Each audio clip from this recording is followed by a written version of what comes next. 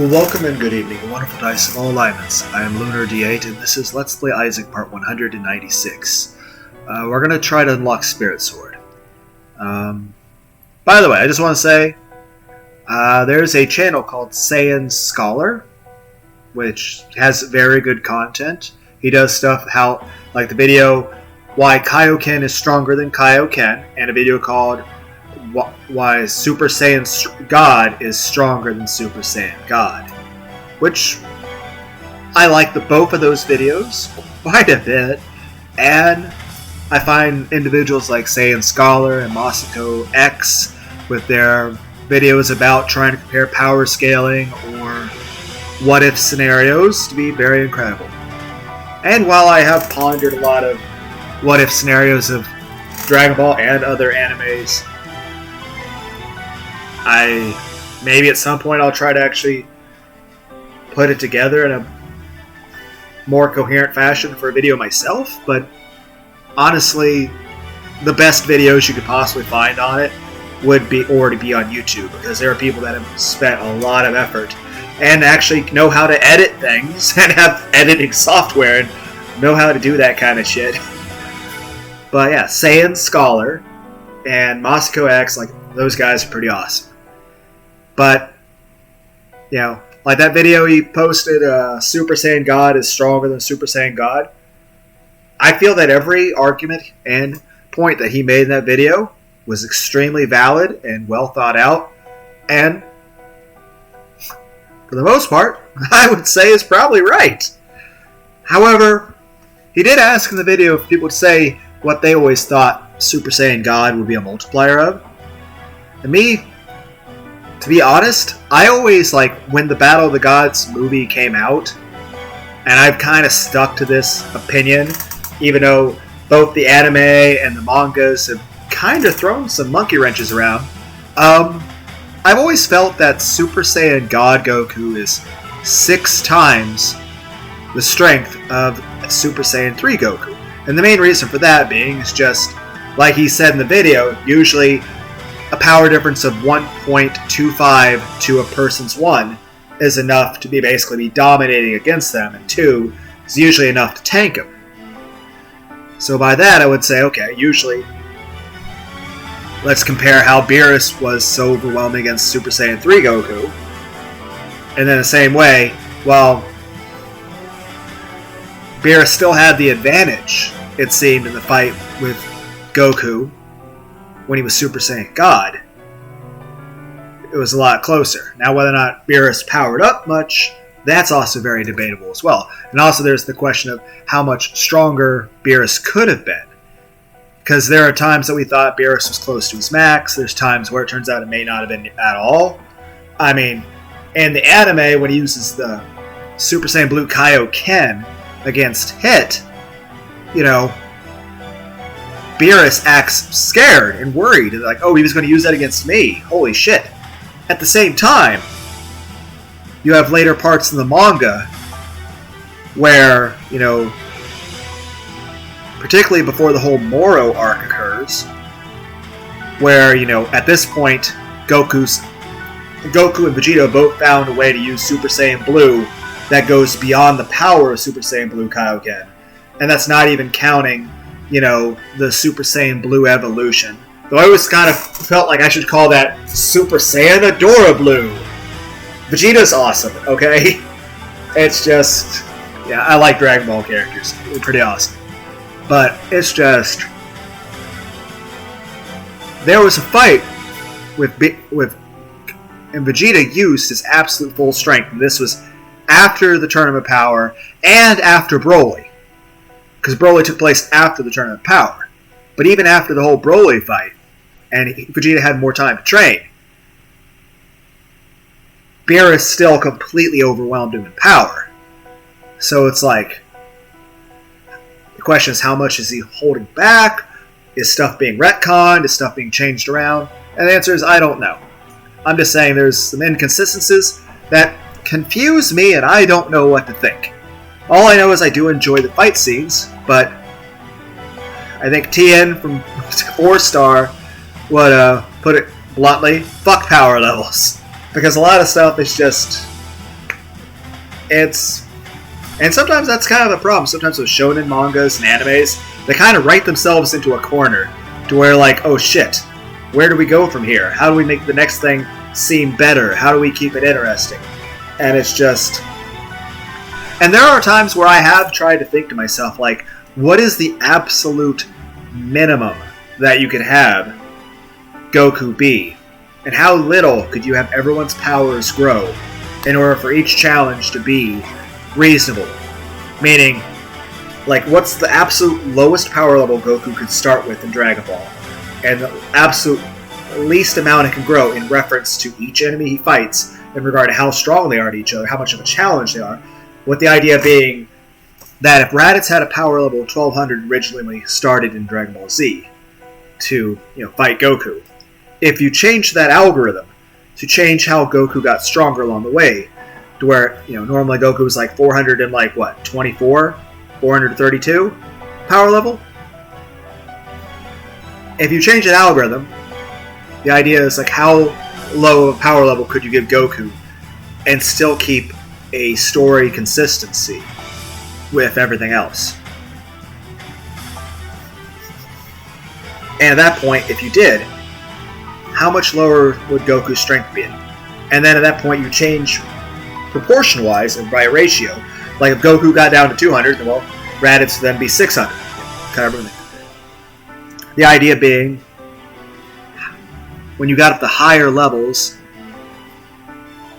and then of course there's always differentiating, the different types of Super Saiyan strength.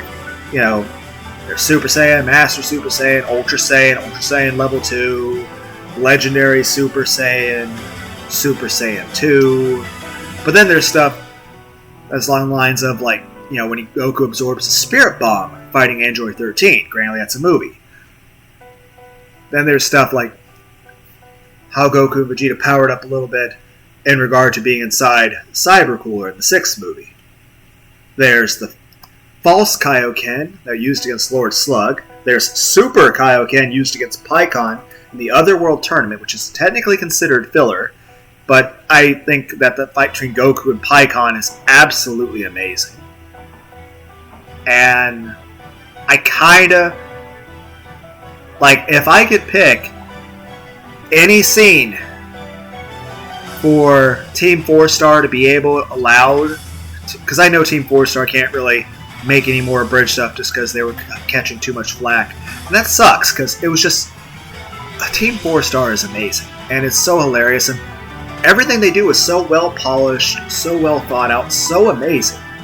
And also, granted, Gozar wasn't nearly as polished or anything, but I still enjoyed Gozar's stuff too. But it's just, if I could pick any scene for Team 4-Star to animate, and by animate I mean edit and make jokes with, the fight between Goku and Pikkon would be number 5. Number 1 would definitely have to be Goku's transformation into Super Saiyan 3. Because I want to hear Masako X's rendition of that Super Saiyan 3 scream. I want to hear your lungs, Masako! And as far as Lanny, I really enjoyed your abridged series of Yu Yu Hakusho. You did basically the first season or so, and you did a movie, which was awesome. I enjoyed it. But I think it'd be kind of cool to see the rest of it, but I doubt you can legally do that at this point. But all I'll say is this. The entire cast, Team 4-Star, thank you. Thank you for being amazing. And thank you for making us all laugh. You are all just so fucking cool. And also, it's just the writing, the voice acting, the editing, all of it. Everyone involved in all that. You've done an amazing job. And we will always remember Team 4-Star. I'll say this, when the episodes were coming out, even when we finished an episode, we felt a hunger, all of us in the collective anime community, that while we enjoyed the video, we were like, when's the next one? When's the next one? When's the next one? When's the next one? And I know that's unreasonable, but that's how we felt. It was just like we enjoyed it so much. We were like this is the most delicious thing ever. We want more. It's just, we really, really enjoyed it. And granted, I know there's some people out there that were a bit rude to you guys by being impatient. And you guys didn't have to do any of this shit. You know, it was just something you pursued because you loved it. Hell, you guys would have kept with it if for two reasons. One is the legal issues that you guys were facing, and that sucks, and I think that is completely unfair. Two is obviously you guys even said it yourselves, you guys were burned out. And it was just, I mean, no matter how much you love something, I mean, you can only do so much of it before it's just like, I mean, there are other parts of your life that need attention. And it's just, you know, if you're going to pursue something you love, then you should pursue it because you have that yearning for it. And if, you know, you feel burnt out on it, I mean, there's no reason to push yourselves. And I'll say this, while I still feel that hunger to see you guys animate Pikkon and Goku, for you guys to do the voice acting of Goku's SSJ3 scream, for the rest of Yu Yu Hakusho, for a way for you guys to tie Yu Yu Hakusho and Dragon Ball Z together. Heck, even the stuff with GT and Super. At the same time, even if you guys had no legal issues, I mean, if you guys didn't feel up to doing it, I wouldn't want you guys to feel pressured at all. And I know some people allowed their enthusiasm for it to be assholes to you guys, and you guys didn't deserve that, and I'm sorry. But at the same time, I'll say this. I just want you to take what most of us, what 95% of us, you know, what our enthusiasm was. And it was just, we appreciate you. We appreciate all of you at Team 4-Star. But, got a little off topic. Main point I'm trying to say is this. I've always felt that Super Saiyan God was a 6 times Super Saiyan 3 Goku. And since Goku, yeah, it's like a 400 times multiplier with SSJ3. So I was like, always kind of considered it to be a 2,400 times base Goku multiplier. But then again, there's always been debates about how strong really Super Saiyan and Ultra Saiyan and Super Saiyan 2 and Super Saiyan 3 are. Because there are some things that kind of feel like inconsistencies. And it's just, I don't really know. But it's just, offhand, I always felt like the way the power is scaled when I watched the Dragon Ball Battle of the Gods movie is I felt that it basically would balance out as a 6 times. And you might say, well, that Saiyan Scholar channel showed that one footage of Goku saying that, you know, even as Vegito, they wouldn't stand a chance. And what I have to say to that is, unless I am remembering incorrectly, that scene is from when it was reanimated as part of the TV series, the television anime. Because they originally came up Battle of the Gods and Resurrection F, and then they went back through the events of those movies in, for the anime. And that's one thing a lot of people got turned off on when it came to Dragon Ball Super initially, was just the first couple seasons of Dragon Ball Super were just a retelling of the movies. And the movies had a much higher budget and were much better animated. So not only was it the same story, but now you're adding in all this filler, all this extra stuff, which on the one hand I understand. It's kind of cool. It gives us world building. And despite the fact that we enjoyed the movies better, and it had, not only was it a better experience and better put together and had a better flow and had much better animation. But more to the point being is, well, we're always going to want the extra world building. We did get a lot more scenes and background and funny little skits in the anime, in the retelling of that. So that's cool. And of course, after that, you had the Universe 6 arc, And then you had, the purple jelly Vegeta thing, which a lot of people don't even want to talk about. But the time that the anime Dragon Ball Super really started to skyrocket popularity was the whole Goku Black thing. We had it's just Zamasu, when he first came out, had a bit of an air of mystery to him. And a bit more of an emotional charge to his character and personality than we're usually used to when it came to Dragon Ball characters. Though, I don't know, I kind of felt like it got lost somewhere in translation as he kept getting stronger. It's like we kept moving from being an original character that just happened to steal Goku's body to evil Goku. I'm like, I don't know. Then again, I've always wondered things like, what if Yamcha then managed to, after the whole Oolong making the wish for the panties thing, and they realized, one, there's a fucking dragon, it's actually fucking real. And we can make wishes. What if then they were like, okay, as soon as this dragon comes back, let's try to get it. There's so many things they could have done. At that point, what if...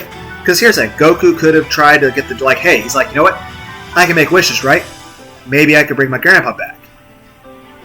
So, if we didn't have all the issues that happened, Red Ribbon Army, and all that stuff, what if Goku had gotten it and wished back Grandpa Gohan? And what if, the same thing how they tried to wish Goku back after Cell, is, what if, when Goku tried to wish Gohan back, Gohan said, Goku, I love you, and I miss you very much, but I don't want to come back. And of course there were things that changed in the original Dragon Ball, world. Like in the original Dragon Ball, you had to preserve somebody's body before to wish them back. And eventually we just completely dealt away with that. Your whole body just can be vaporized and come back and all that. But initially you had to put people in fucking cryopods and shit to try to save them or something. But I understand why they wrote that out, because that was an inconsistency. Not inconsistent, but it was also it made storytelling harder. It's kind of eventually he wrote for Goku not to have tail. In the story, it's because he didn't, so Kami didn't want him to change it to the Great Ape anymore. In the anime, it's because, Akira didn't want to draw a tail anymore. And same way like the whole Super Saiyan. Originally, Super Saiyan was just saving money on ink, so he didn't have to color in the hair anymore. And a lot of times, Cell's transformations and the decisions of androids and stuff about his editors complaining, oh, this old man in a fat chaozu, that's a terrible enemy. It's okay, how about these guys, 18 and 17? And you're like, no, you're telling me these fucking teenagers are the fucking threat to humanity? I was like, okay, how about Evil Bug Monster? That's a creature film, horror story. And it's they're like, no. They're like, well, now he's buff. And they're like, he looks stupid. I'm like, but I'm proud of it. And they're like, no. Fuck. I'm like, well, guess what? I've made him perfect. He's perfect now. So, yeah. Fuck. Shit. But it's just and again, I do enjoy me some Dragon Ball and Dragon Ball Z. And of course, Super Saiyan 3, one of the biggest reasons that was downplayed is just because it is a pain to draw and animate that fucking hair.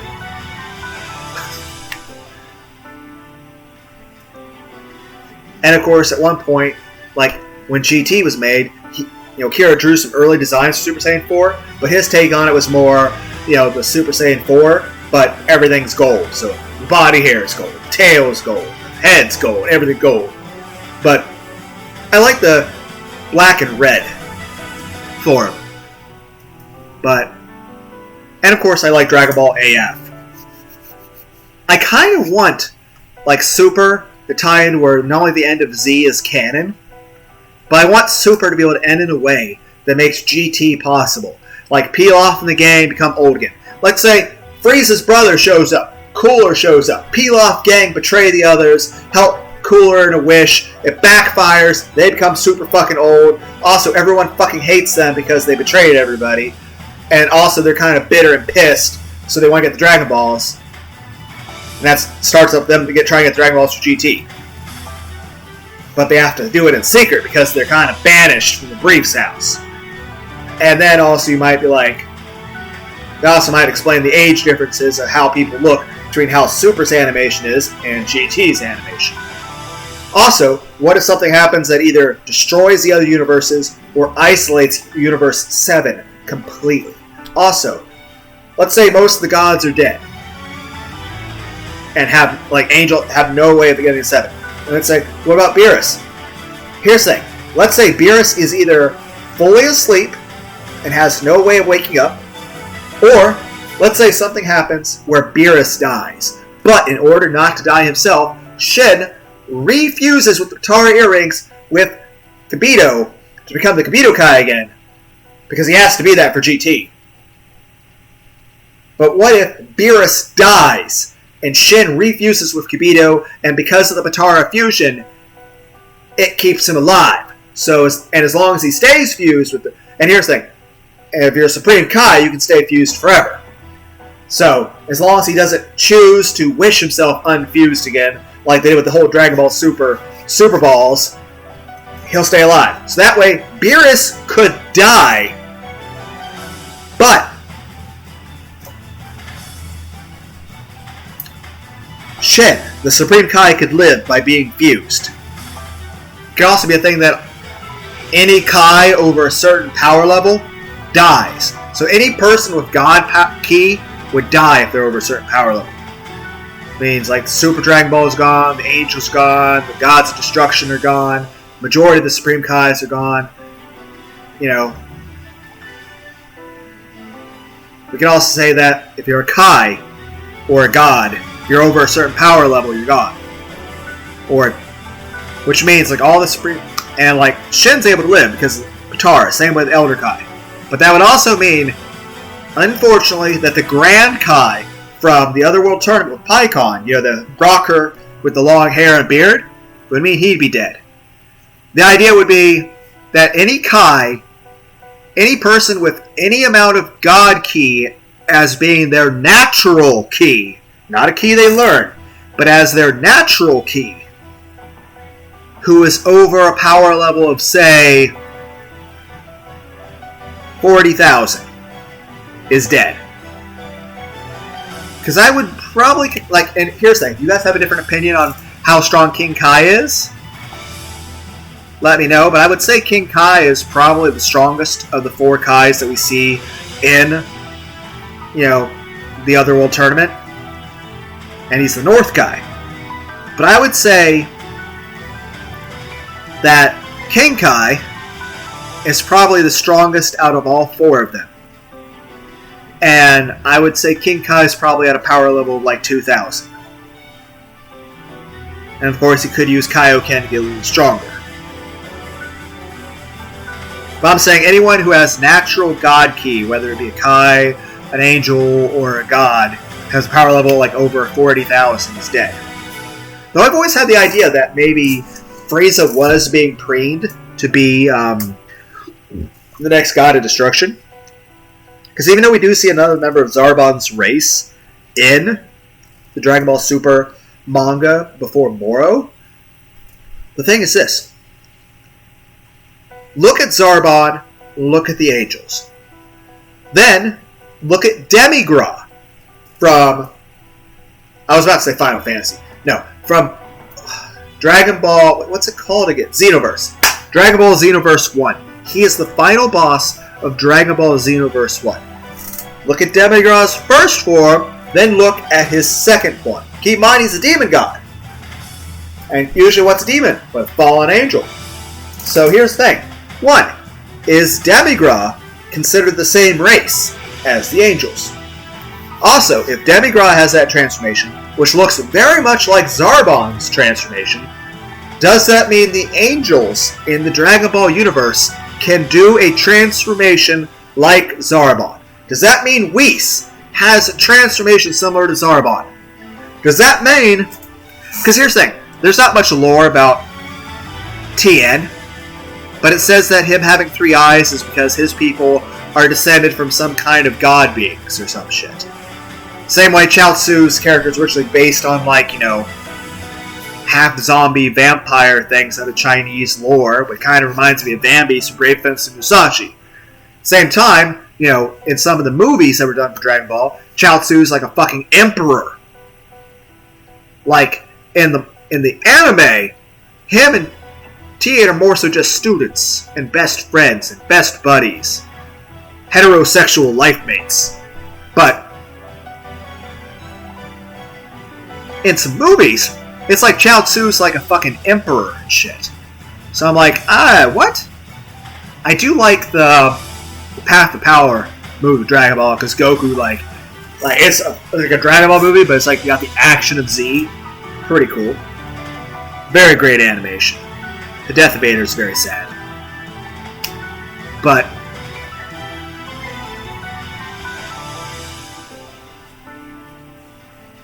and it's just so many what-if scenarios with that. It's just, I know I'm getting off topic, and like the original thing I was just trying to say is that I feel Super Saiyan God is 6 times Super Saiyan 3. I feel Goku going to Super Saiyan God is 2,400 times his normal strength. But then, of course, there's then the question of how does Blue go beyond that? How is Kaioken properly affected? What if you stacked Kaioken onto your Super Saiyan God? Then, of course, in the latest manga chapters in the Granola arc, you got to see Goku use Ultra Instinct combined with Super Saiyan, Ultra Instinct combined with Super Saiyan God, Ultra Instinct combined with Super Saiyan Blue. Like, I don't know what's happening anymore. Then, of course, you have Ultra Ego Vegeta. And so, not really sure where we're going with all this. And I always considered, like, the idea for Super to tie into GT being that, you know, Pilaf Gang becomes super fucking old by betraying everybody with Cooler. Cooler, you know, of course dies. Frieza dies. But here's the thing. Frieza dies and doesn't get sent back to his hell. He gets sent down to Cell's hell, where it's like that purple, deep cave shit. Because that's where we see him. And the whole thing with GT and the Hellfighter 17 arc. So I always thought that'd be kind of neat, you know, if, like, after being, like, we see how, and of course in Z we have a little rendition of Frieza's hell being there, and just like a fucking cell in a cave watching, like, the stuff. Because you guys remember how it was Super Saiyan 3 versus Boo. Kid Boo. And everybody was watching it from everywhere. So there's that rendition too. But I always thought it'd be an idea, like, after Frieza died this time, he winds up in a new hell. But he's no longer wrapped in a cocoon having fucking puppets and fairies sing to him. Instead, he's stuck in a long, dark labyrinth with some purple lights. We'll call it the color purple. It's a combination of the word green and purple. Yes, I'm making a reference to a creepypasta. There's a creepypasta saying I invented a new color and it's going to hurt people. It's a great creepypasta. It's about the color purple. I can't even pronounce it correctly. It's supposed to be the combination of the color green and purple, about life and death. It's better than I make it sound. Go look it up. I think Dark Somnium rated. I'm not sure. Or was that Mr. Creepypasta? Or was it... I don't remember. I don't remember who read that one. But it's a good one. Main point is, imagine the idea of Frieza and Cell meeting in that situation. But like I said, there's whole things in Z where they were shown already being together, and of course, in the Otherworld tournament before the whole fight with Pikkon, we got to see, like, you know, Goku versus Cell, and then Pikkon just comes up and, like, flaming, you know, fuck you kicks Cell right in the face. So yeah. But it's just, like I said, if I had 5 scenes, like if I had to pick like 10 scenes for the Team 4-star pick, I could do it easily. But I'll tell you this.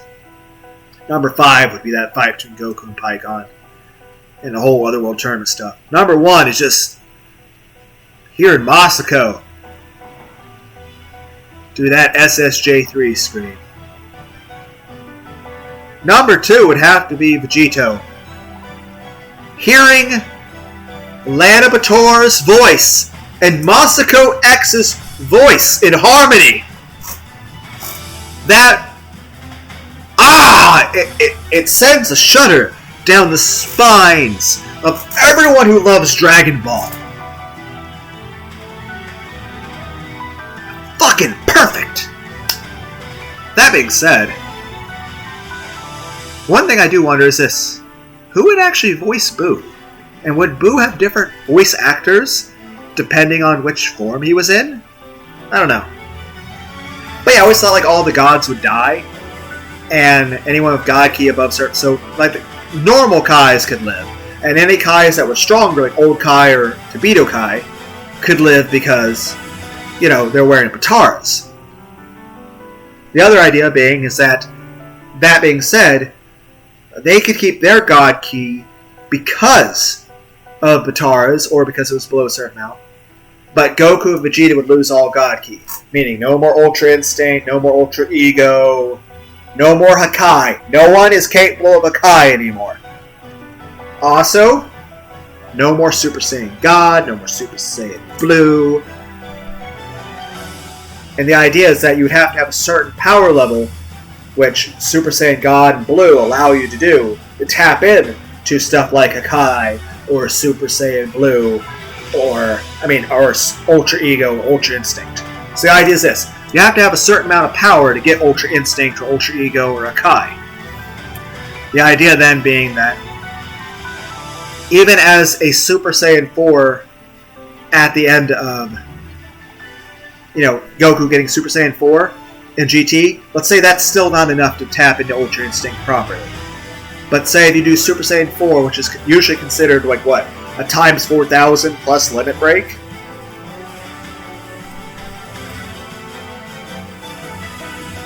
And you might say, well, does that make it stronger or weaker than God? Well, it's also got the limit break, but also the times 4,000.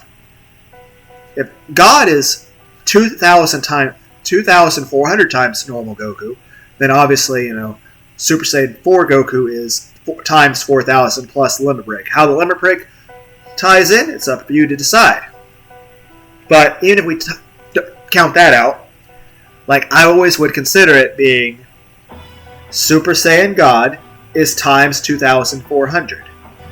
And Super Saiyan Blue is times 3,000. So, if Super Saiyan God is 6 times Super Saiyan 3, then Super Saiyan Blue is 7 times Super Saiyan 3. And the other thing I always thought is this. A way I felt Kaioken could be explained without making Kaioken insanely overpowered is this. What if, because granted you do have Super Kaioken in the whole, Otherworld tournament against Pikkon, and that is awesome. Seeing the Super Kaioken in that fight against Piccolo. Not Piccolo, Pikkon, damn it. But yeah, seeing the Super Kaioken in that Otherworld tournament, that was fucking awesome. I enjoyed it. Same way the False Super Saiyan, or the Super Saiyan thing that, the Spirit Bomb Saiyan thing, or the Spirit Saiyan you had against 13. It was fucking awesome. I enjoyed it. It was so cool.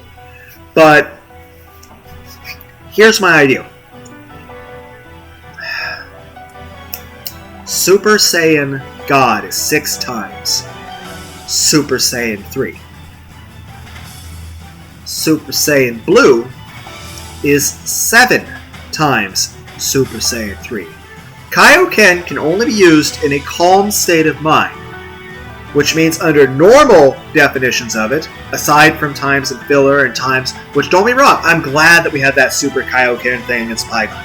It looked so fucking awesome! and sometimes I don't care. I don't care if you fuck up your own story. I don't care if you ignore the own... Akira Toriyama, I enjoy your art. I enjoy the storytelling. Same with Taikubo. You know, like a lot of people that write this shit. I don't care if you ignore the rules of your own anime world. First, it's your anime world. You created it. Change it however the fuck you want. After all, we all trust your ability to tell a story. You know, a lot of us are just people that are just thinking about, oh, this would be awesome, that'd be awesome. We don't know what we want. We're literally at a fucking buffet line putting fucking steak and chocolate ice cream in a bowl covered with fucking garlic bread. We don't know what we want. We just see, ooh, that looks good, that looks good, that looks good. And we just throw it all fucking together. We don't think ahead. We don't plan.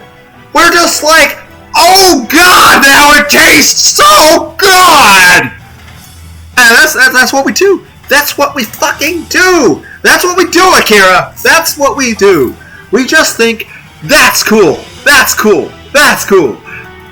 We don't try to plan it. We just do what feels good. You know? It's just... It's like we don't have a plan. We're just chasing transformations. Because we just... It's just the idea of that multiplier in real life, even. Just... Like, all of us want one thing. And it's we want to be a Super Saiyan. And it's just... I want... God damn. I had to have a drink. But it's just... Oh, man. Fuck. But yeah, I don't care if you violate your rules that you make up. That you made them up. You wrote the world these characters are in. You drew them. Do what you want with them. You're better at writing a story than we are. We don't care if you fuck up your own rules. We don't care if you forget your own rules. We don't care if you completely retcon or ignore your own rules. At the end, if we get an awesome story we enjoy with amazing choreographed fights, that's awesome. I will say this, I'm a little concerned with what I've seen about the new Dragon Ball movie for 2022, because some of the scenes I've seen look like they belong as video game CGI for a PlayStation 2. They look like they should be video game graphics from over 20 years ago. And I know I have very high expectations for the movie, and it's just... And it'd be kind of hard-pressed to impress me. At the same time,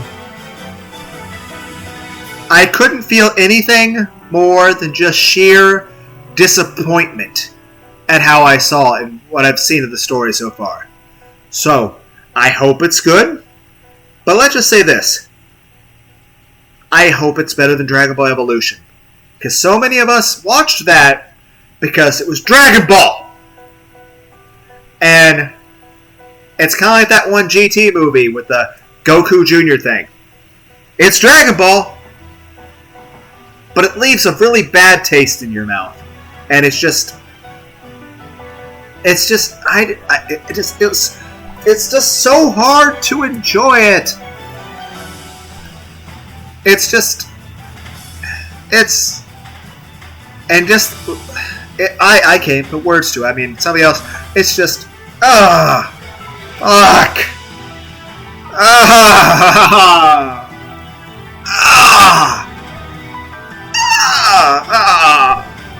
And it's just, that's how we feel sometimes that. And it's like, I know we have overly high expectations, but at the same time, it's just like, we want it to be good. No one wants you to fail. No one wants you to make a bad movie.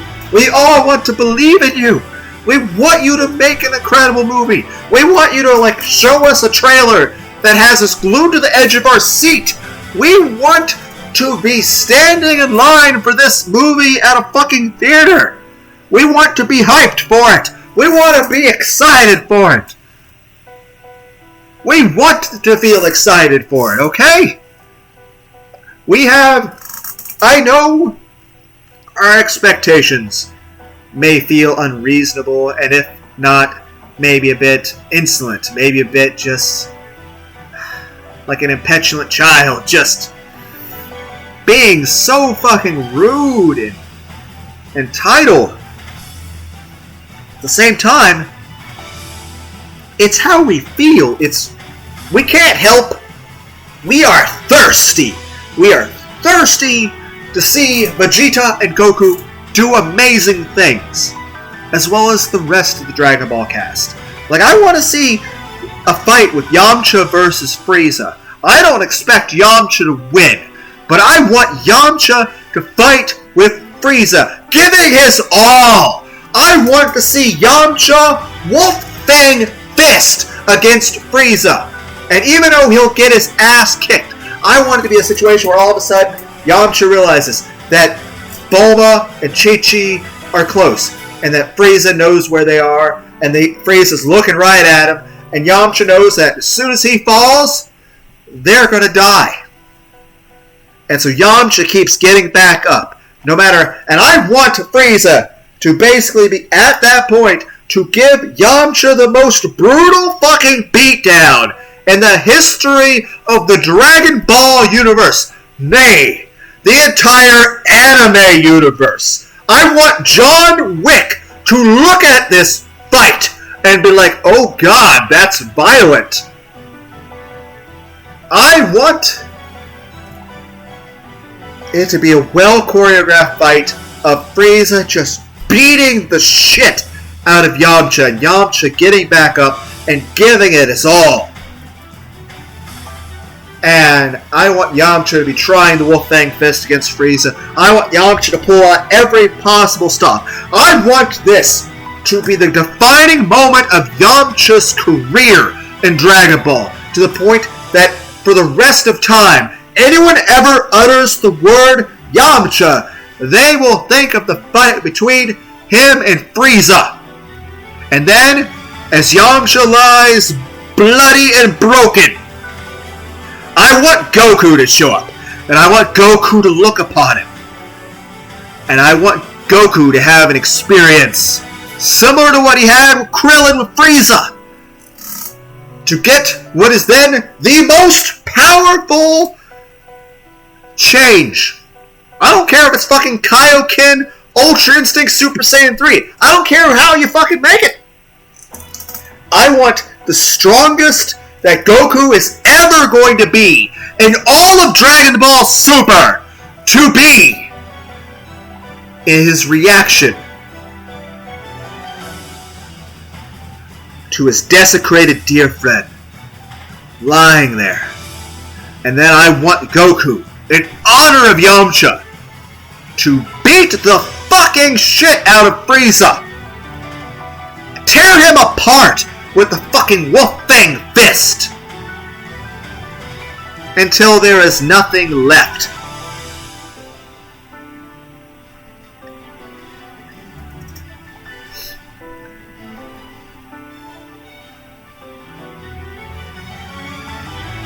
And while it would be interesting to see Gohan beat the shit out of Frieza, and while it would be interesting to see Vegeta beat the shit out of Frieza, I think watching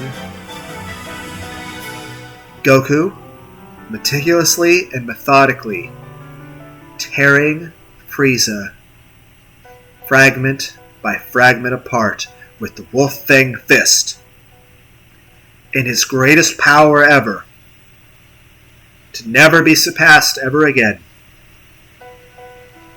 I think that's fitting. I think that's how Super should end. Now, that being said, I want Super to then be able to tie back into GT. You know, all the God powers are gone, but you have to be like a high-level Super Saiyan 4, tap into stuff like Hakai, or Ultra Ego, or Ultra Instinct. And that'd be the idea of Super Saiyan 5. That Super Saiyan 5 could be a Super Saiyan 4 tapping into the power of a Super Saiyan.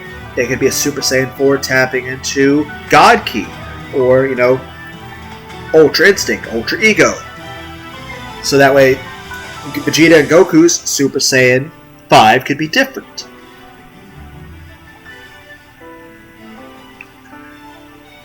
So, yeah.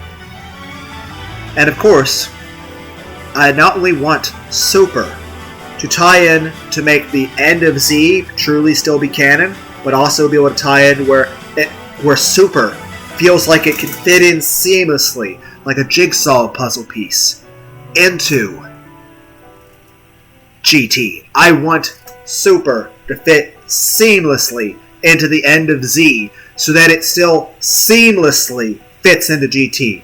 And then, once they do that, like, well, what do they do now? They ended the Super. They ended the timeline. Well, you know what you can do now?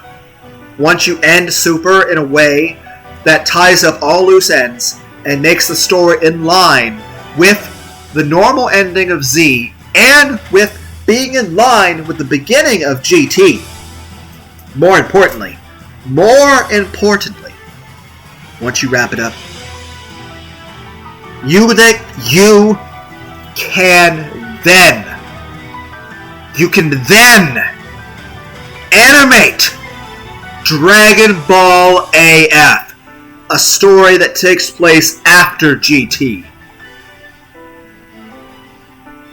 The story of Marble the Demon. The story of Goten and Trunks training to try to be able to do Super Saiyan 3 on their own. Of them fighting 7 more Dark Dragons.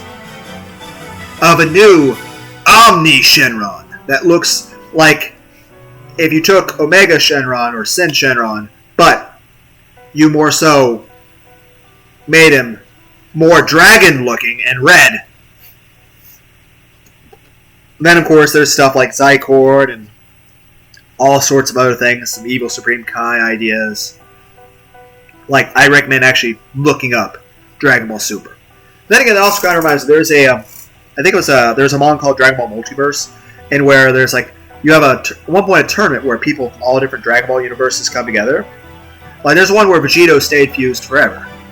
There's one where Boo actually managed to absorb Vegito and it worked. There's one where Cell actually, beat Gohan and continued on from there. And I can't remember if he actually absorbed everyone else or not.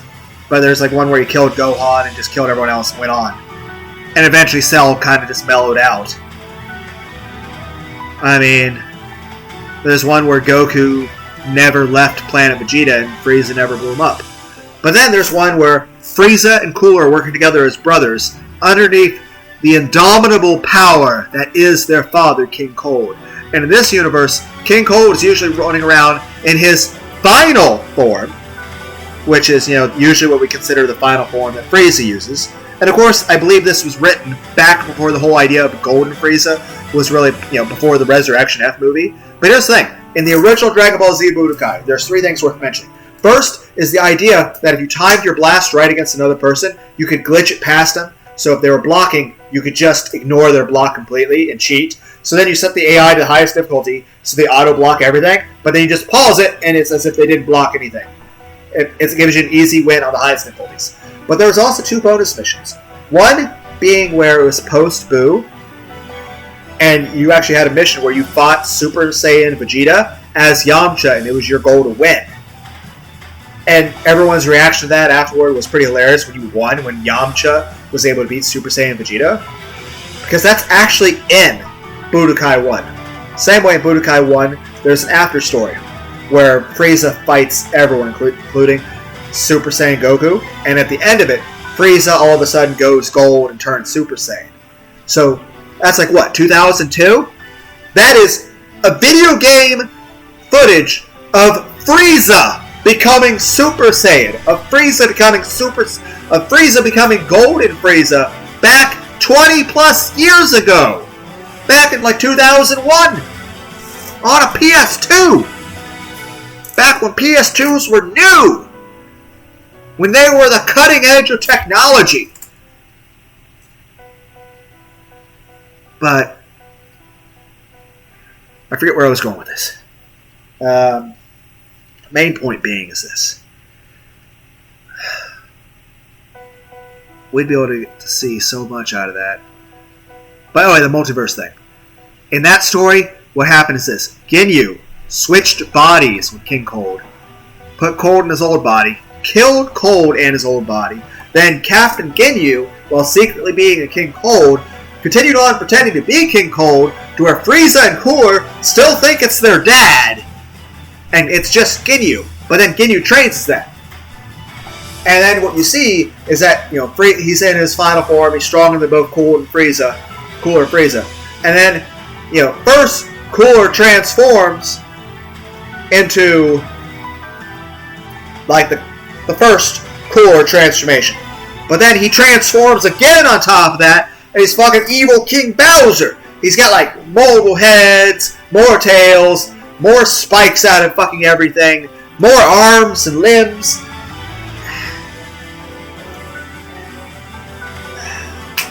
I don't know. It's kind of like if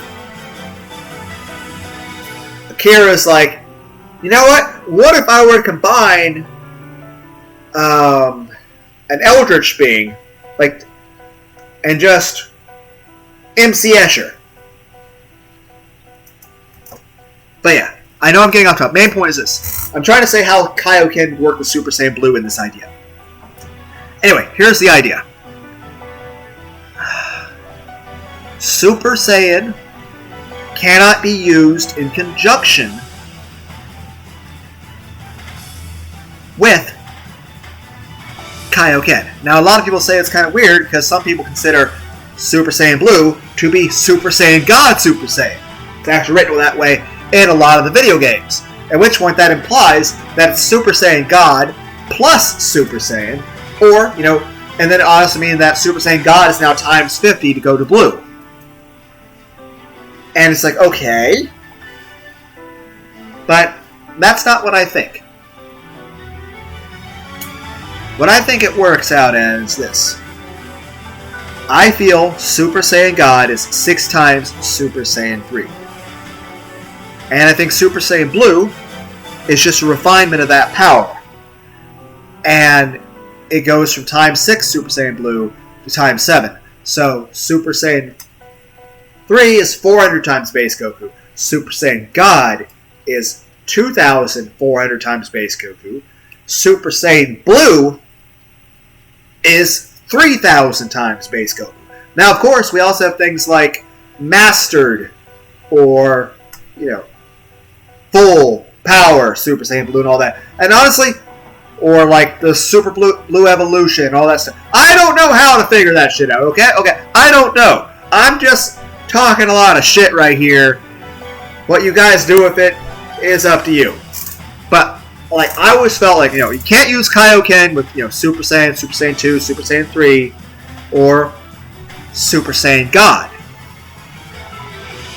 But, because I don't think we've actually seen Kaioken mixed with Super Saiyan God, but then, like I said, there's, anime of Goku vs. Spikon where we have Super Saiyan Kaioken, Super Kaioken, which looks awesome, but what I'm more so trying to say is this.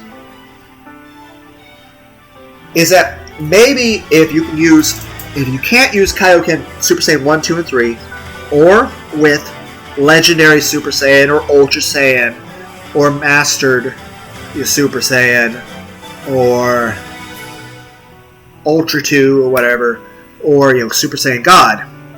What if you can only use it with Super Saiyan Blue,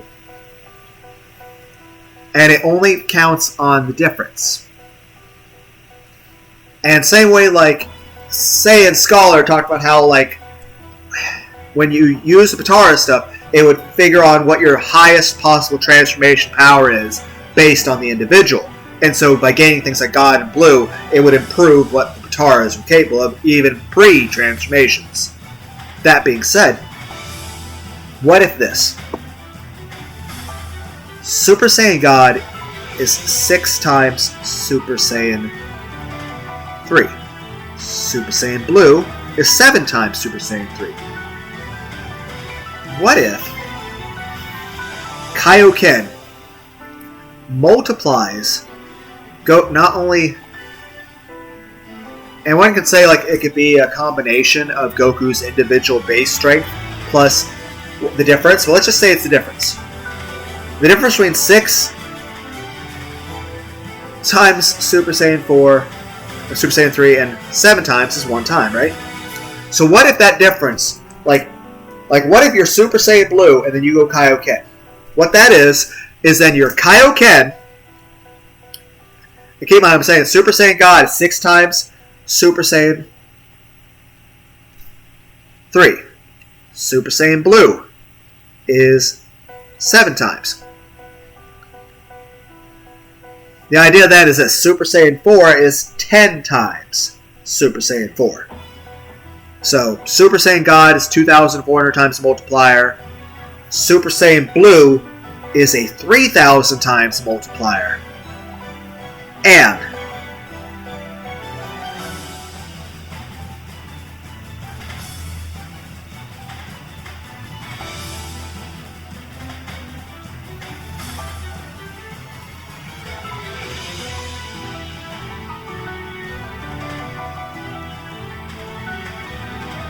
$2,800. I fucked up math.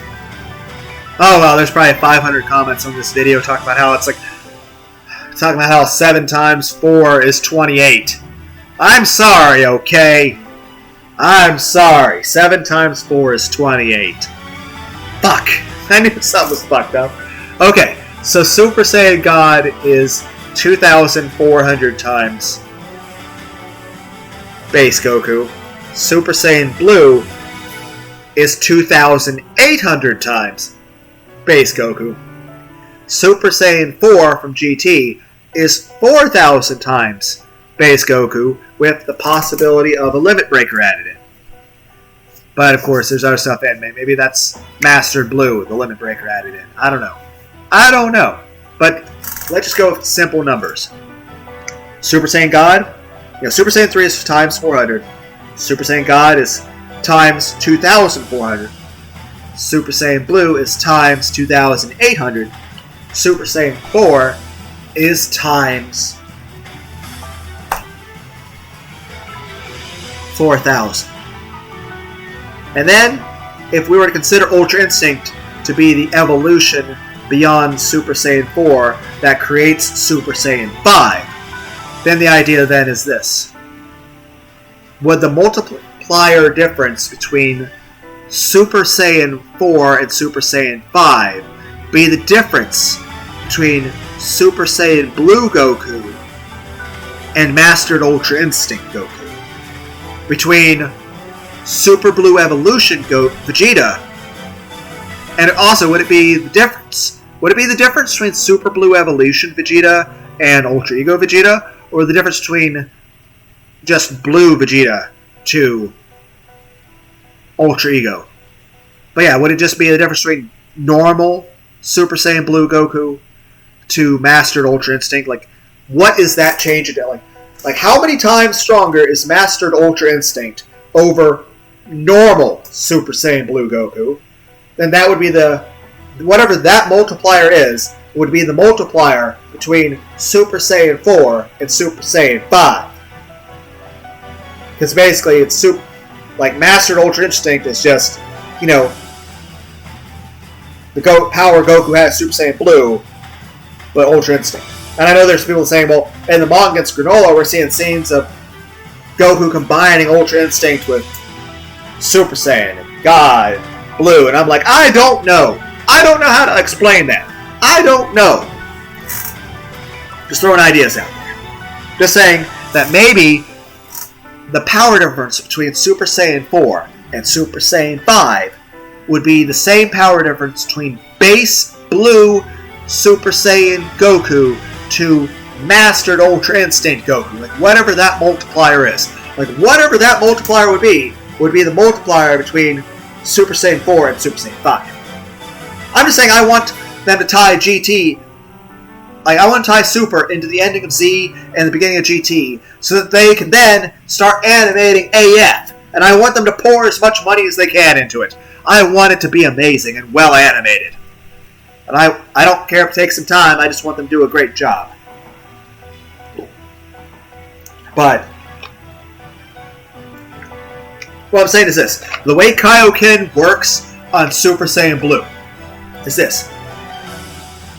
If we say Super Saiyan God is 2,400 times, and we say Super Saiyan Blue is 2,800 times, then what if the Kaioken only affects the power difference between Super Saiyan God and Super Saiyan Blue?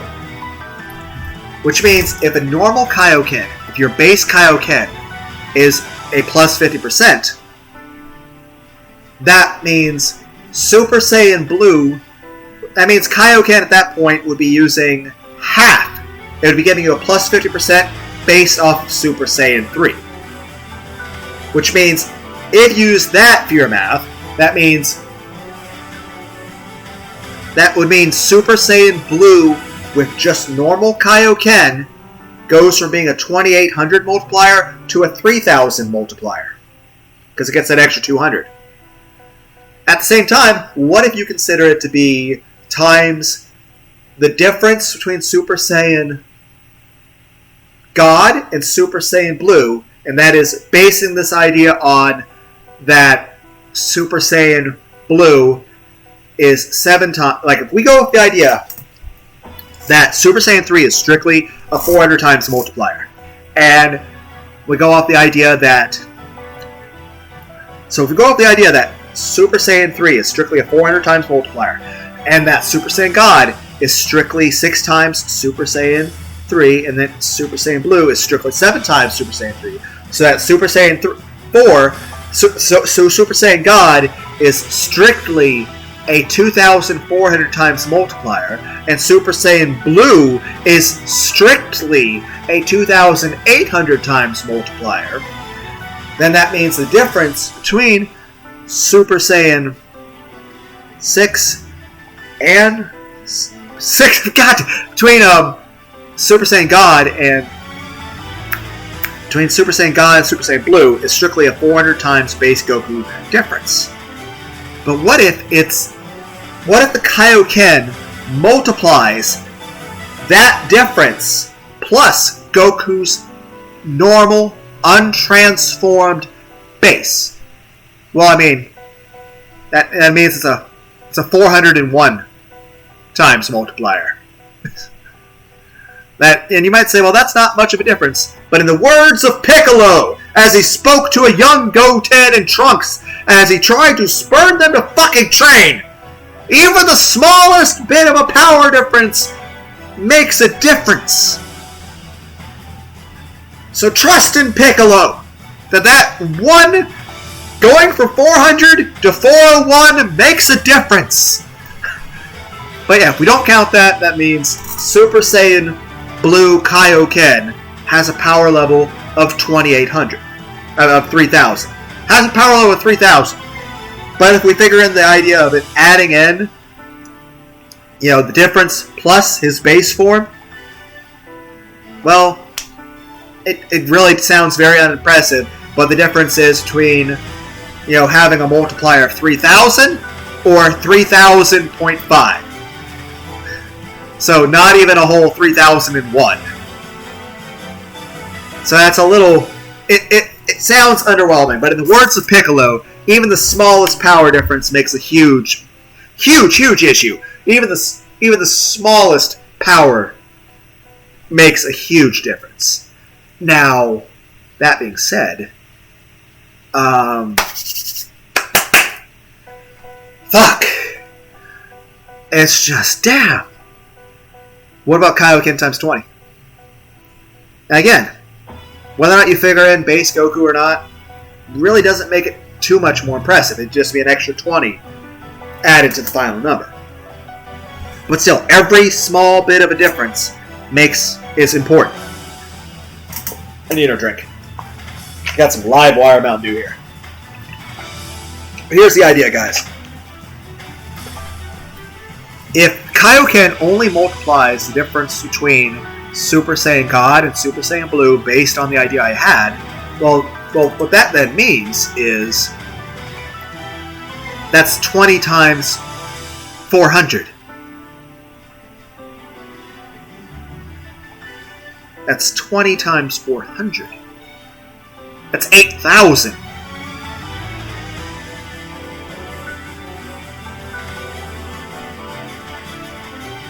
Now you also might be saying, well, I mean, shouldn't it just be multiplying it? You're multiplying it as a separate number, then adding it back in. And I'm like, you're right. You're right. Which means if I were to then change it that way, to where it was just changing the amount in there, well, no, I'm already adding it. You guys can work this out. But the idea then is we're going to times 20. That's an extra 8,000 multiplier. Like an extra 8,000 base Gokus. Which then, if we go off that, wouldn't that take like Super Saiyan Blue Goku from being a power level of 2,800 to being a power level of 10,800 multiplier? And if we go by that, that would then mean that Super Saiyan Blue Kaioken. Like, am I doing the math right here? Like, I feel like I have to be fucking something up. Because 400 times 20, that's 8,000, right?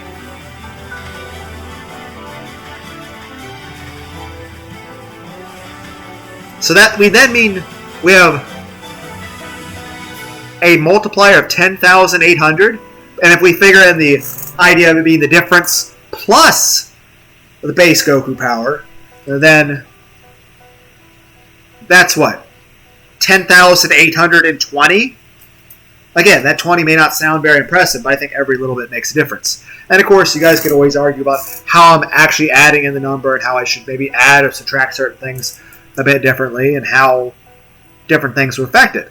I'm just throwing out the idea. The idea being that if you use Kaioken on Super Saiyan Blue, and I think this idea would apply even if you disagree with my ideas for what the multiplier for Super Saiyan God or Blue, or even if it should act as a proper multiplier, if it maybe should function by a different principle, I'm still thinking that Kaioken should multiply only the difference in strength between Super Saiyan God and Super Saiyan Blue.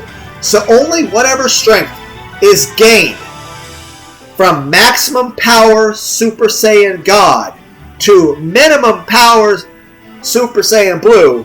But then again, we also had fights where, Super Saiyan Blue lost to fucking Krillin. So that's like, and then some people said, Blue just allows you to freely control your power and adjust it as high or as low as you can within your power scale. So that's also another kind of like, what the fuck's going on anymore with math? Like, what, do we have numbers anymore, guys? Like, what, it's like, what are we doing? How is this math anymore? What is happening? Anyway. But I'm still thinking, like, the fight with Krillin aside, like I said, the difference between Super Saiyan God and Super Saiyan Blue. What if Kaioken only multiplies that difference? Then again, if we go by that,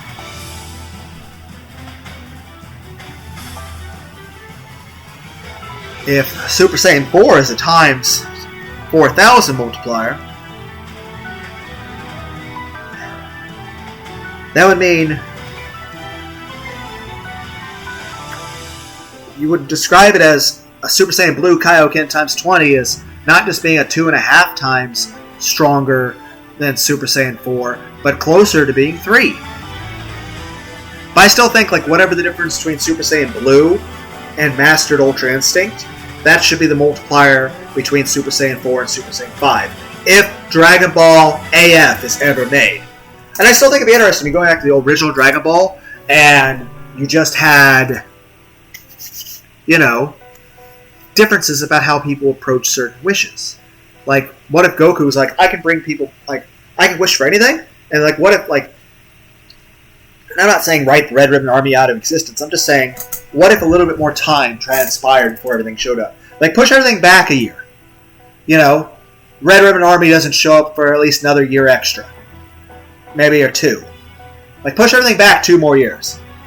So, like, Goku still does the training with Master Roshi and everything like that. But let's say after that, we have another 2 years before the Red Ribbon Army even exists. And in that time, before those 2 years are up, and the Red Army does their shit, going around and collecting the fucking Dragon Balls, Goku not only lives for another 2 years, training and getting stronger like he normally would have, but, what if immediately, within that first year, after,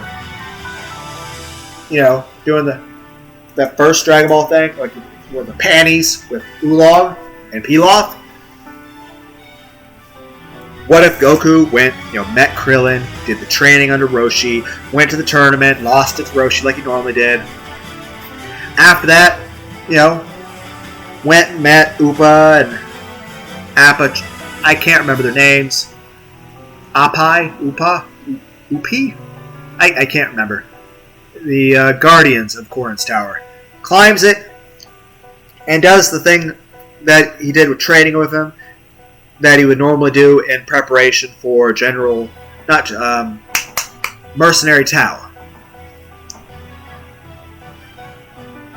Does all that stuff like normal. Only difference is no one's been murdered. I mean, you can have Mercenary Tao kill Upa's dad anyway. I mean, he's a dick. But I mean, I want the wish, because then there's the same thing where he goes to try to wish back, he wishes back. He wants to wish back Upa's dad. Tell us, in this scenario, we don't meet Mercenary Tao, but Goku just seeks out Korin's Tower because Master Roshi did it, and Master Roshi suggests it to Goku. So let's say Goku does some of that. Maybe Goku does some training with Yamcha. Let's say Yamcha's more dedicated to his training too, and Yamcha's a better person and doesn't do a lot of the stupid shit that he winds up doing in the anime and manga. That's like, really, man, you can be better. We want you to be better. Don't disappoint us, Yamcha. There are things that you do at the start of Dragon Ball Z that we feel should not define you, and we feel that shouldn't.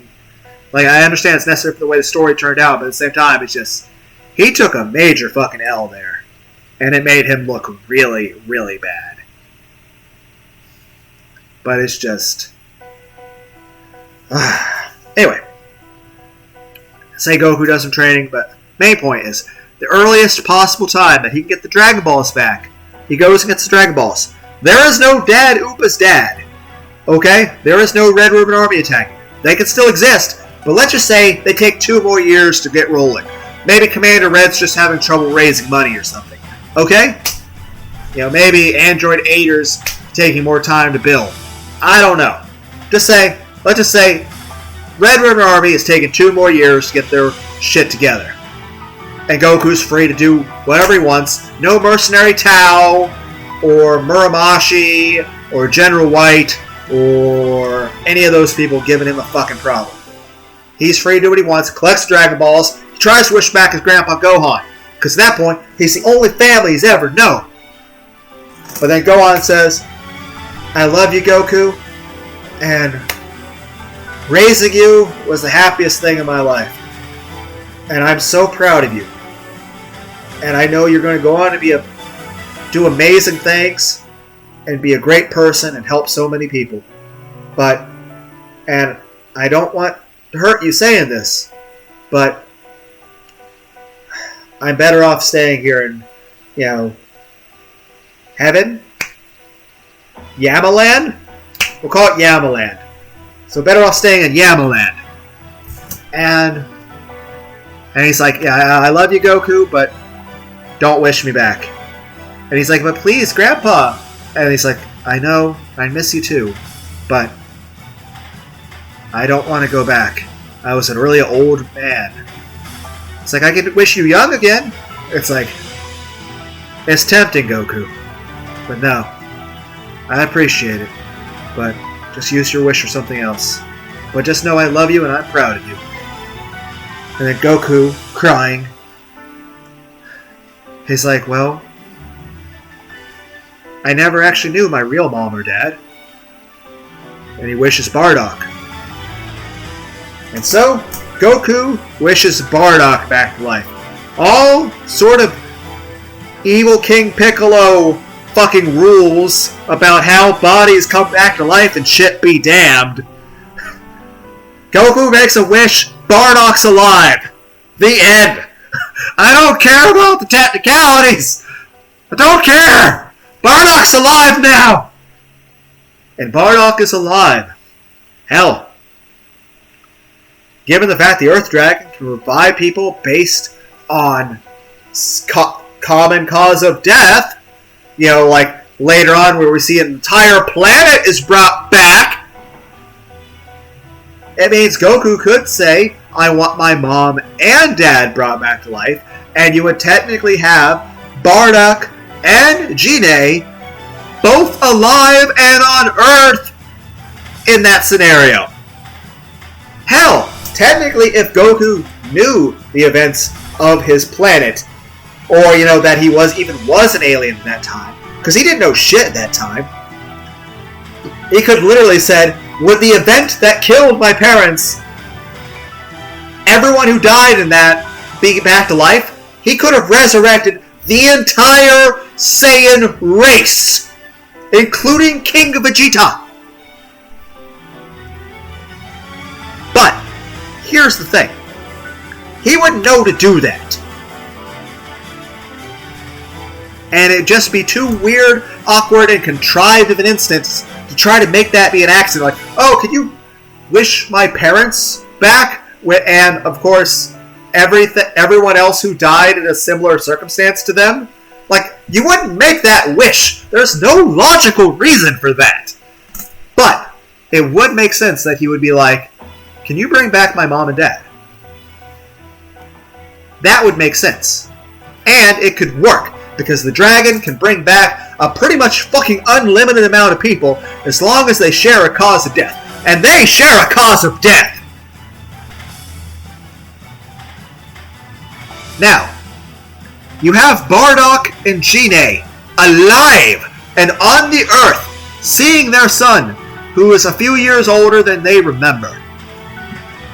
They also know that they just died, and they're back alive again.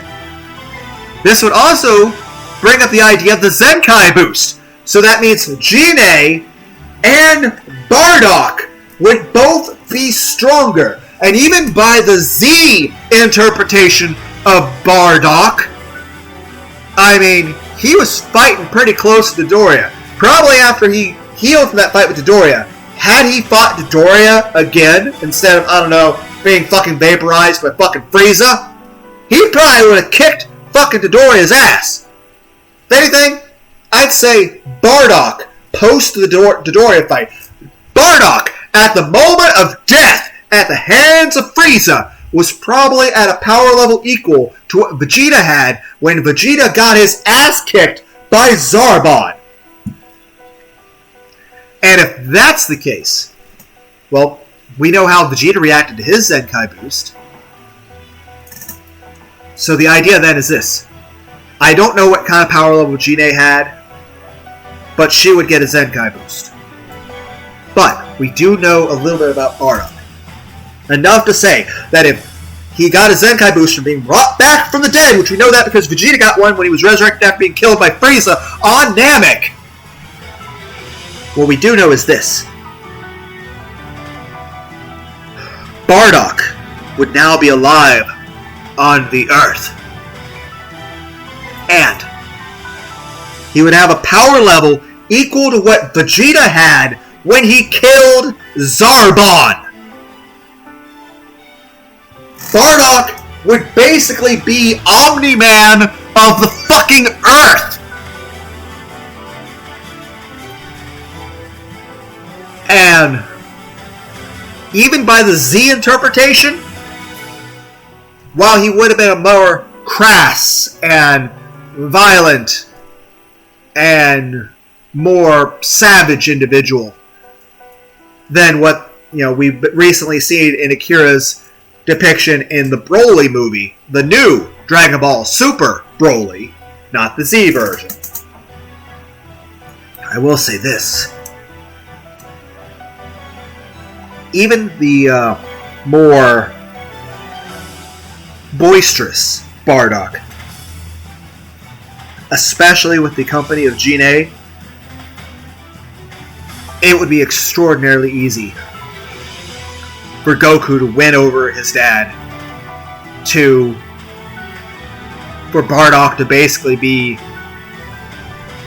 if anything, an anti-hero who wouldn't try to seek or conquer the Earth, but wouldn't, be a goody two-shoes hero either. I mean, even the other version of Bardock wouldn't be either. But I'm saying this. He'd be more like, the Earth is my home, motherfuckers. A lot of these people on this planet are fucking annoying pieces of shit. But you know what? This is my porch. The Earth is my front porch. You don't fuck with my front porch. I'll fuck you up. You land on my world, I'll kill you, motherfucker. And that's basically what Bardock would be. Then you gotta consider something else.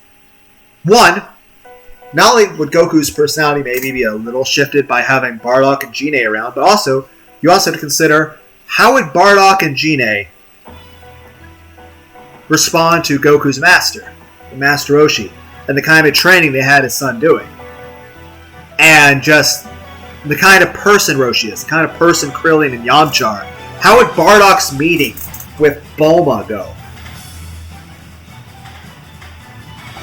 And then, from that point onward, not only do you have Bardock in the picture, who is coming back into the world of Dragon Ball Z, in the world of Dragon Ball, pre-Red Ribbon Army, and I still want to push things back 2 years, everything. So like Red Ribbon Army will take 2 years longer, King Piccolo will be 2 years further down the road. It also means that when Raditz lands, Goku will be 2 years older than he would have normally been in the series.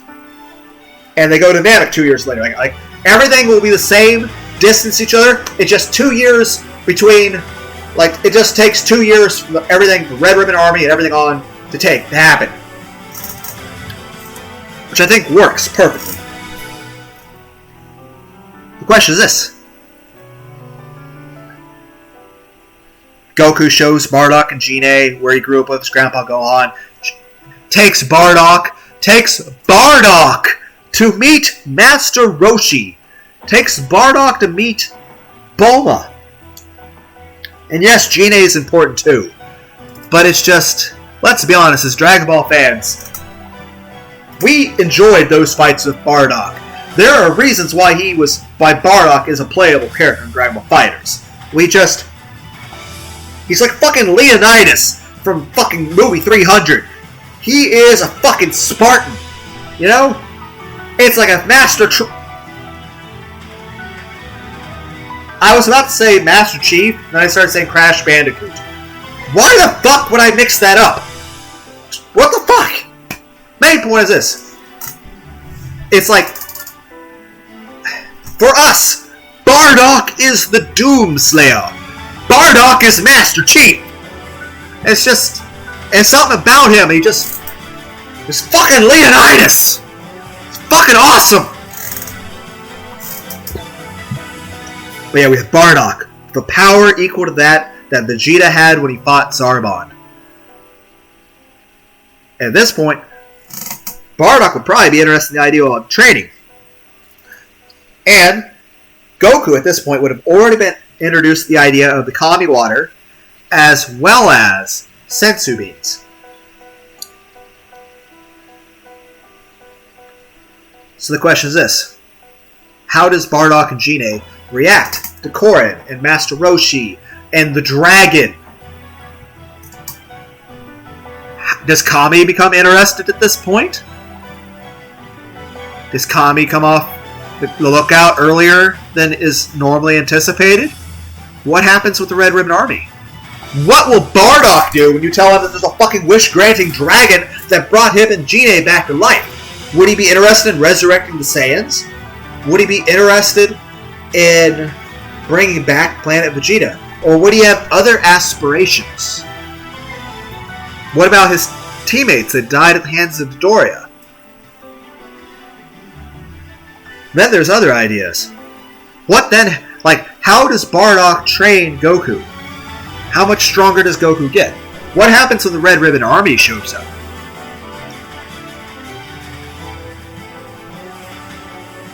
What happens with Tien? What if Bardock actually tries to train Yamcha and Krillin?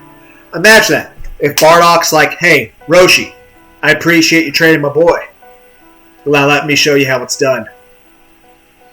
You can stand there and take some tips, old man. Besides, you may be old and weaker than me, but I can tell you got some interesting skills, techniques, and your fighting style will definitely be worth learning. So I want to learn from you, man. I can see them kind of hitting it off a little bit. And could you imagine like Gine talking to Bulma's parents about like everything, like what's learning about the Earth and everything that's going on with it? But imagine Bardock, like Master Roshi, being there to watch, and Bardock. We have Bardock training Goku, Krillin, and Yamcha. And then, of course, we have the stuff meeting Korin. I don't know if we use the super blessed water stuff, divine water, stuff we use for Piccolo. But then the question is, what happens when Tien shows up? Tien shouts stuff. Red Ribbon Army. What about the Baba tournament? Especially if there's no, motivation for them to go there for the Dragon Ball issues. Do we have any issues with Pilaf at this point? Because at this point, compared to everything that they're aware of in the world of Dragon Ball, Bardock's basically fucking God compared to everyone else in this world in terms of how fucking strong he is. And then we go with the idea that his sensu beans exist and that he may choose to try to train. Where are we going with that? Then, I mean, he was known as a scientist too, right? Maybe Bardock and Dr. Brief could work together, build the spaceships a lot earlier, build the gravity chamber a lot earlier, to where you could have a gravity chamber like Vegeta uses, but have it around before Goku ever even met Tien. And then, of course, the whole thing, like, is King Piccolo ever going to even be woken up at that point? And if he does, how's that figure in? What if Kami gets killed in that situation? What if he doesn't? That means that we never have a Piccolo, but we now have Bardock training Goku. We have a Bardock training Krillin. We have a Bardock training Yamcha. And it's just like, holy shit. The potential. And then, of course, what happens when Raditz shows up? Not only is Bardock very strong, but, he's Raditz's dad! Plus, at that point, Goku's going to be a lot stronger because of Bardock. And he's not going to slack off anytime because he's got fucking Bardock. And that also means Gohan has got Bardock. And here's the thing. At this point, Goku's already met Chi-Chi. What if Chi-Chi has a much more interested fighting spirit because of this? And Bardock trains Chi-Chi. Hell, what if they use the Dragon Balls to wish all of Goku's friends to be Saiyans? Think about it. Chi-Chi would not only be a continual part of the Z Fighters, but what if we wished Chi-Chi to be a Saiyan? What if we wished Krillin to be a Saiyan? What if we made Yamcha a Saiyan? What if we made Bulma a Saiyan? What if we made Master Roshi younger and a Saiyan? And of course, what's Raditz gonna say when he meets not only Goku super fucking strong and a race of like 30 fucking Saiyans, plus Bardock and Gine might have more kids in the time between Goku wishing them back and Raditz showing up. And all of a sudden Raditz here and it's his dad and mom like, hi! Like, holy shit! And of course, how's that gonna go down? He's not gonna fight his dad. Not that. Even if he would, he wouldn't stand a chance. And then, I mean, at that point, Yamcha would be able to bitch smack Raditz around. With no effort. And that's even without wishing to be a Saiyan. Like, at that point, I feel like we're having a group of Super Saiyans on our hand. Then, what about what's going on with Vegeta and Nappa? What about the eventual confrontation with Frieza? What about the whole thing with Dr. Gero, especially the whole collecting people's cells and stuff to make Cell? Engaging, like, how he built stuff off of? And of course, like I said, you could just write the whole Red Ribbon Army, not just Gero and his androids, but what if you just write the whole Red Ribbon Army story out of existence? To where, here's the thing. What if there is no Red Ribbon Army? What if there is no mercenary Tau? Heck, your choice if you want to keep Tien and Chaozu in the story. But you could write the Red Ribbon Army arc out. You could write Tien and Chaozu out of existence. And same with the Crane School. And you can also say that King Piccolo's are never ever released, and actually just it becomes permanently encased where there's like, even if you choose to release him, it's not possible anymore. And Kami's just the way he is, and just stays that way. Because, I mean, Kami's not going to die of old age immediately. Heck, at that point, you're at least going to find the more Namekians before that. I mean, it just means we bring Dende over a little earlier. And then, how's the fight with Frieza go? What happens with Vegeta? Will Vegeta and Bulma still become a thing? Would a Saiyan Yamcha and a Saiyan Bulma be able to give a full-blooded Saiyan Trunks? Like, would Vegeta even factor into the story at this point? Would he be more of an antagonist role at this point? Heck, would Vegeta be more loyal to Frieza, knowing that he has no potential to use the Dragon Balls? There's no, like, after all, he only finds out about the Dragon Balls because of the whole wishing Goku back to life thing. Granted, he might say, oh, they can bring Bardock back to life, but now that he hears that there's like 20 fucking Saiyans, and some of them are like 50 times stronger than him, even if they don't have Super Saiyan, he's either going to be like, hi, I'm Prince Vegeta. Let's work together to kill Frieza, or he'll actually stay loyal to Frieza, because here's the thing, at this point, while Frieza's had some concerns with him, at this point, if he tells Frieza this and buddies up with him, it means that they could basically be like the closest of fucking allies. But honestly, that leaves a bit of a sick taste in my mouth, just because, fuck Frieza. Fuck him. And not literally, no.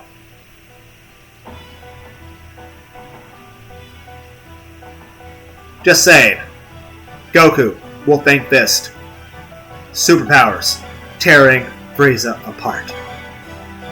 And of course, go further along. What if Super never existed and we go straight to GT after Z? What's the difference? Or, what about when Super shows up? And the whole thing with Beerus and everything. And there's like 50 different ways this go, because you always make a decision like, okay, how is Vegeta the things? Like, there are so many things that just butterfly effect into so many other things. Or like, just what if somebody was like, hey, like what if Yamcha chose to get the Dragon Balls? And he was like, hey, Dragon, this isn't my wish, but I'd like to ask you a question. He's like, go ahead, you can ask me a question, but it will not count as your wish. I want to know how Goku changed that giant fucking ape. And he's like, that's because your young friend Goku is a member of an ancient alien warrior race that is now almost extinct. It's like, what can you tell me about them? They're very strong, and they have the capacity to be the greatest warriors in the universe. Can you make me into a Saiyan? Wish granted.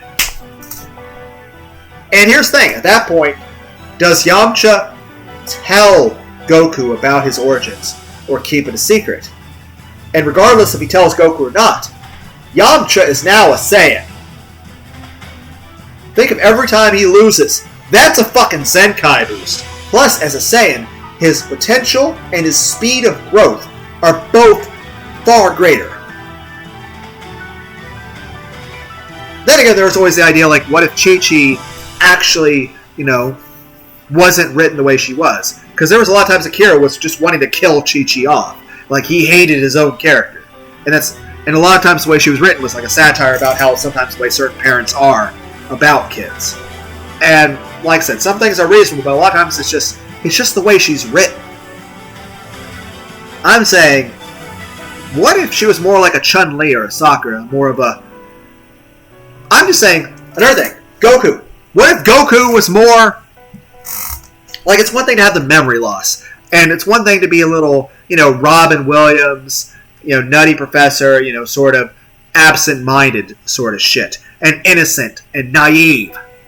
But the whole idea should be this. Goku isn't bad at math because he's dumb. It should be Goku was bad at math because he lived in a fucking place in the middle of the fucking woods with a very old man that could only teach him martial arts. And then Master Roshi tried to teach him basics math. But even then, keep in mind this. How old is Goku at that point? He's still pretty fucking young. You wouldn't expect a kid that young to be doing fucking calculus and shit. I'm just saying this. What if the blow to his head, what if Goku was still fucking smart? After all, Bardock's a fucking scientist, right? So what if Goku was smart? And, Bulma being the fucking genius she is, Dr. Briefs being the fucking genius he is, being fucking rich as they can, give Goku a proper education.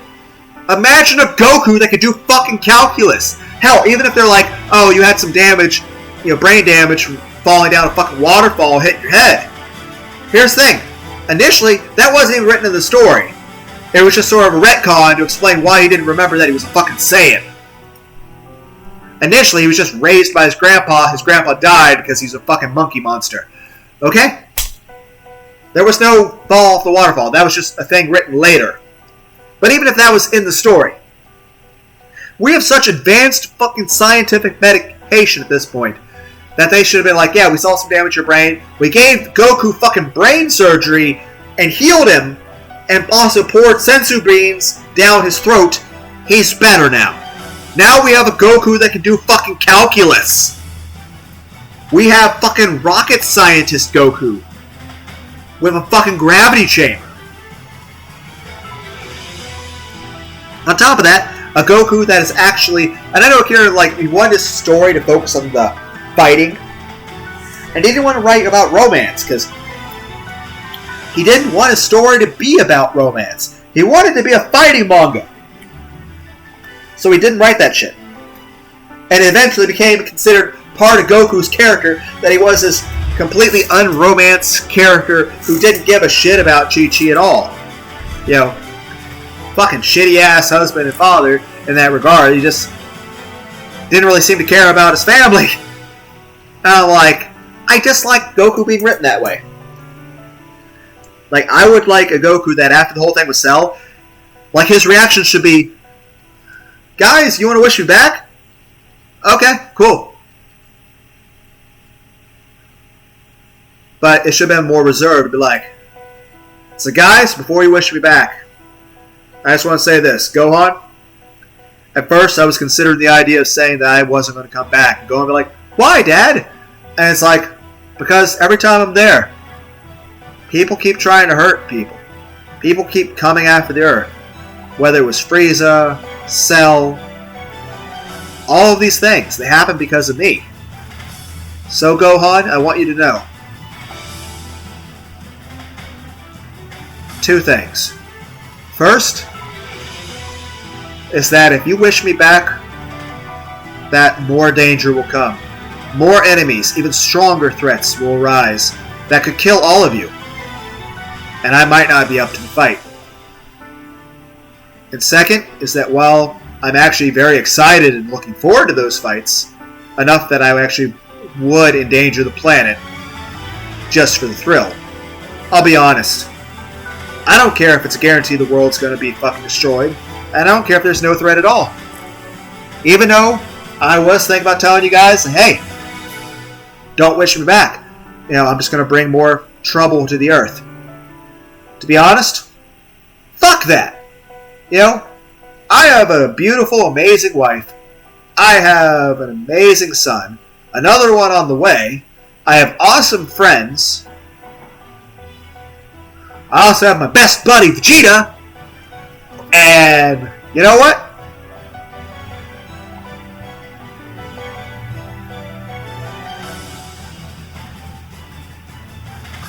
I can't possibly leave that behind, guys.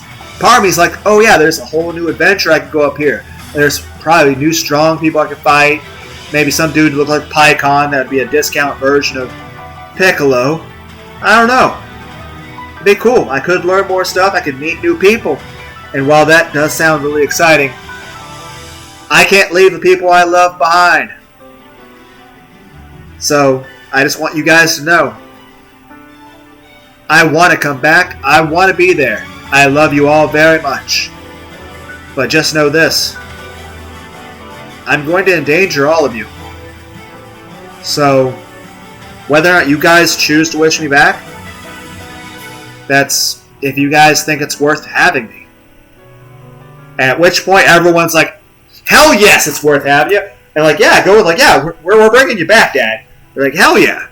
It's like, okay, cool. And then, you know, basically I want Goku to be smart and romantic. I want Goku to basically be a combination of Yusuke, Urameshi, and Kurama, and Sailor Moon. Just saying. I think that would be a better character. I want to take, like, some of the existing Goku personality, but I also want, like, a strong emphasis on Yusuke Urameshi and Kurama. And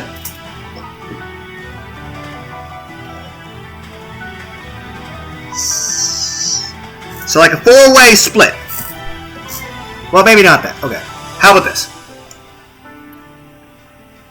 What I want, like what I think the ideal Goku is I think the ideal Goku is 60%. I think the ideal Goku is 60% Dragon Ball Z Goku. Okay? I just want to do the Will Ferrell thing, like, it works 60%, it works all the time, 60% of the time. It works every time, 60% of the time. You know, main point is this. I think the perfect Goku, I think the ideal Goku is 60% Dragon Ball Z Goku, 10% Yusuke Urameshi, 10% Kurama, 10%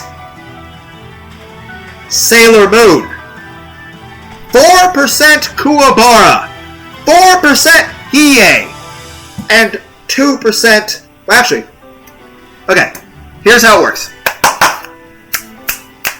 Okay, guys. Okay, the ideal Goku, the perfect Goku. This is the perfect Goku. The perfect Goku is 59% Dragon Ball Z Goku, 1% Bardock, of equal parts both versions of Bardock. And I don't mean 1% from each, I mean 0.5% from each. 1 total percent Bardock.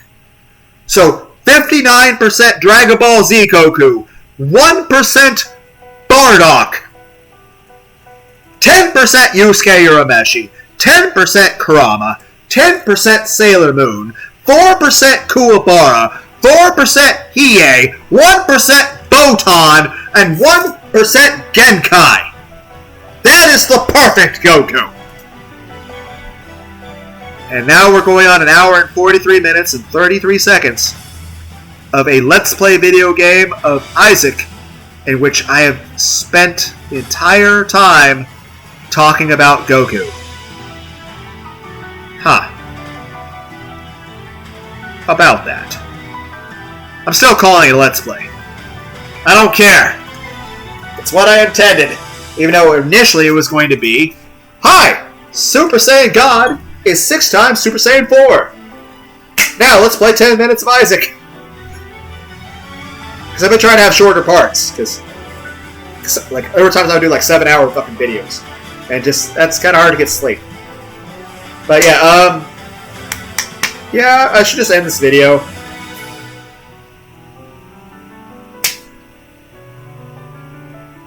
But yeah, I'll leave it on that note. The perfect Goku.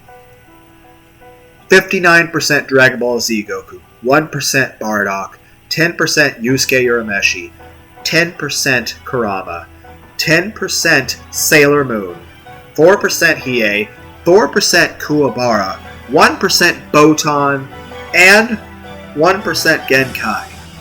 I'm tempted to knock it down to 58% Goku to add in 1% Koenma.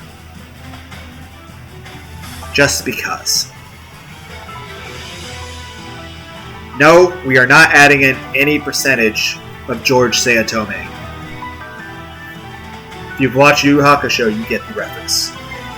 So, like I said, I'm on the fence about the whole 58% Goku in order to give 1% for Koenma. I am on the fence about that. So I'm going to say no. But yeah, the perfect Goku is 59% Dragon Ball Z Goku, 1% Bardock, 10% Yusuke Urameshi, 10% Kurama, 10% Sailor Moon, 4% Hiei, 4% Kuwabara. It's okay. Let me say it. 59% Goku, 1% Bardock, 10% Yusuke Urameshi, 10% Kurama, 10% Sailor Moon, 4% Kuwabara, 4% Hiei, 1% Poton, and 1% Genkai. That's the perfect Goku. Anyway, I hope all of you had a wonderful, wonderful, wonderful day of this Let's Play video where I didn't actually fucking play anything because I ramble. I'm sorry. Super Saiyan Blue is 7 times Super Saiyan 3. It's the difference between 2400 and 2800, and Kaioken only multiplies the multiplier. I mean, the difference between Super Saiyan God and Blue, which is... yeah, you guys know. I can't stop repeating myself. Bye!